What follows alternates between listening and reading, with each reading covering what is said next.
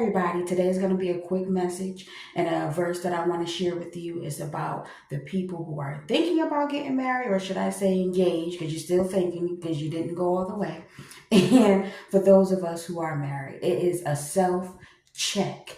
Now, before you get married, you should be becoming a certain kind of person, a person who is selfless, person who compromises and getting themselves prepared to love somebody else, because marriage is a thing that is blessed by God to show people in the world how God love, mercy, and grace is truly shown. Because when you get married, that is something really big, because you have to forgive and compromise, mercy, grace, a whole bunch of other things that you have to do that nobody tells you, because you don't really learn your person until you get married.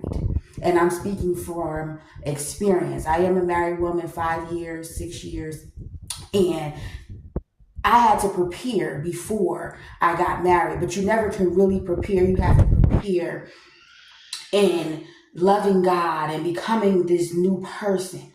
And the scripture that I have today that really breaks this down, and it really checks us as married people, or really gives you an understanding and some guidelines for when you preparing to get married, meaning you are engaged. You know, everybody wants to desire, but you have to be a godly person.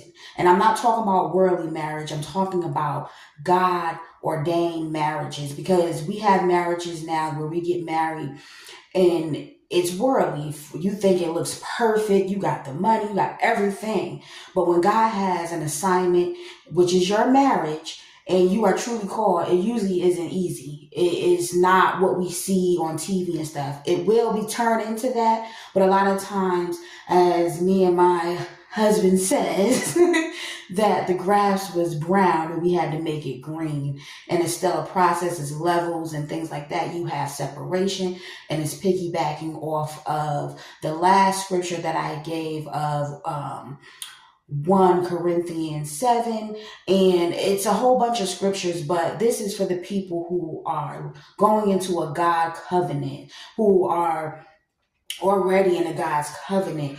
This is a self check to make sure you're doing it, because guess what? When you get married, you still got to be the person y'all fell in love with, will change for the better and keep growing and blossoming what you guys came into union with. And if God is not in it, nothing will work. And again, the scripture is Colossians 3. And I'm going to post it up there so you can see it as well, and use it as a reference. But let's dive in. Remember, stay woke, get woke.